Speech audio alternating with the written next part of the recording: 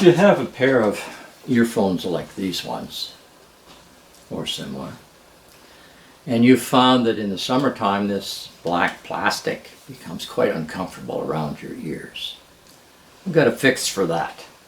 Now this pair, as you can see, it's damaged. It got a little too close to the chainsaw muffler and it just melted. So I was looking for a way to repair this, and I found one. What I did is I took an old sock and I cut off about 5 inches of that old sock. I'll just mark about 5 inches right there. Take a pair of scissors and cut the sock off like so. Then we can use this to put over top of the earphones.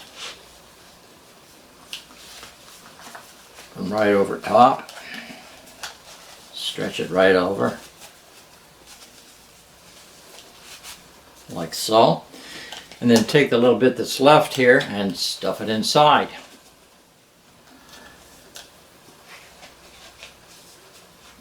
Now when you use those, that feels way more comfortable than the black plastic, especially in the summertime.